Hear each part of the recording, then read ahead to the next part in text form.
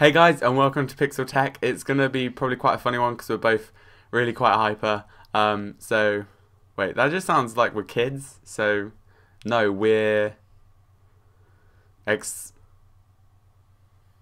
gonna be a great tech dose.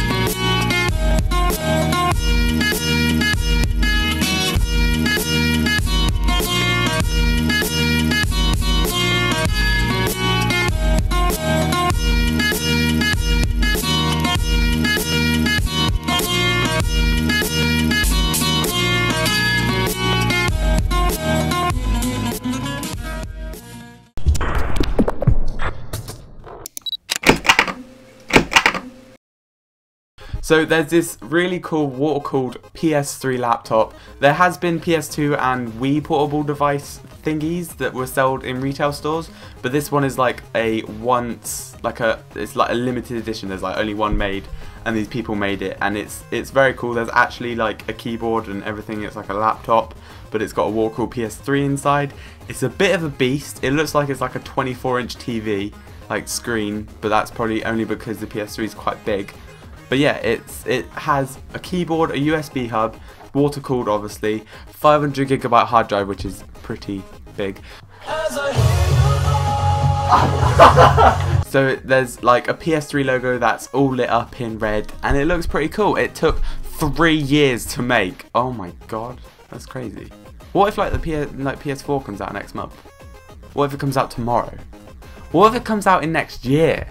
Then they're going to have to like start making a new one for the PS4. It's going to take another 3 years. What if PS3 placed Sony bring one out in 2 years?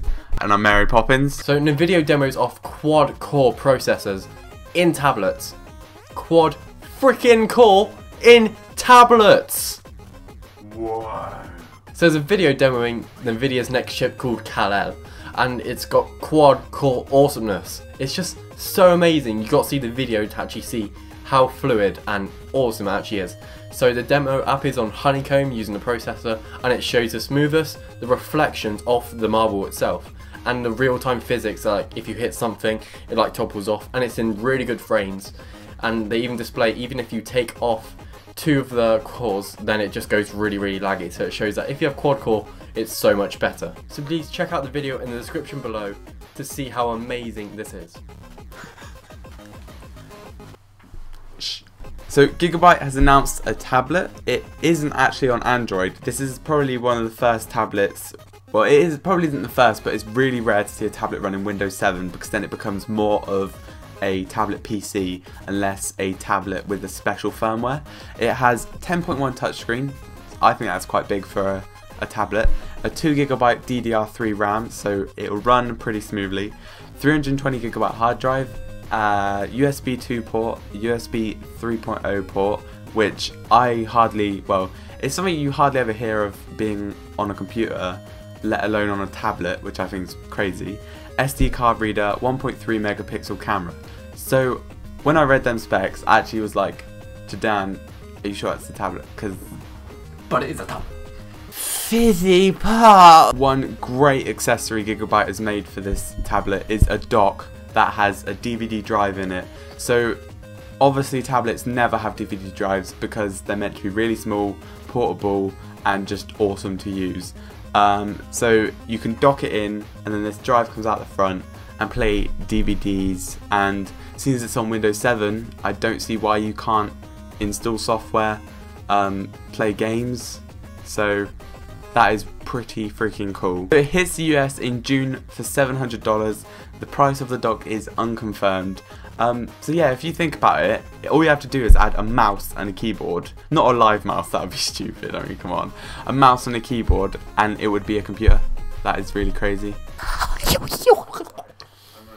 Also at Computex, Asus announced the Padphone.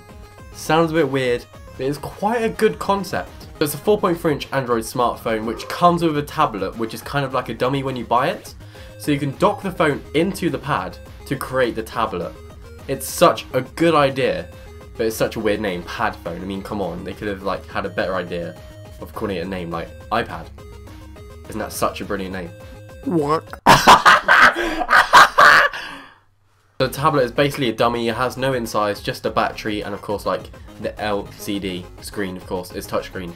So you basically, it's kind of like putting an iPod into an iPad and then basically using that as an iPad. So it's a good idea because you keep all your data and it's like a bigger screen. It's kind of like turning your iPod Touch into an iPad. Just dock it into this dummy and it just turns big. It's a really good idea. Well done Asus for doing a kind of good idea.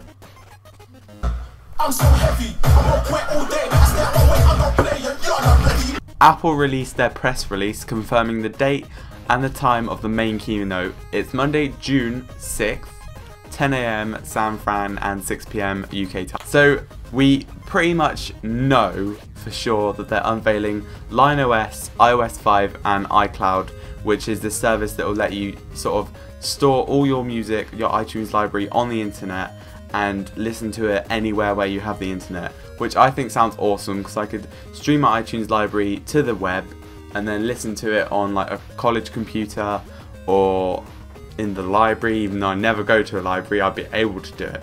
So it's going to be cool. I don't think there's going to be any devices. I think they've pretty much confirmed there's going to be no devices, but all software.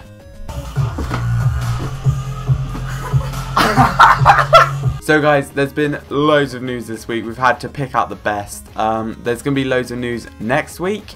So E3 and WWDC. Like I said, WWDC is all about Apple's releases. Only going to be software, I think. No devices, but I'm still pretty excited about the software. And E3 is Microsoft, Sony, Nintendo releasing games, consoles, whatever. It's going to be amazing. And yeah, so look out for our videos next week.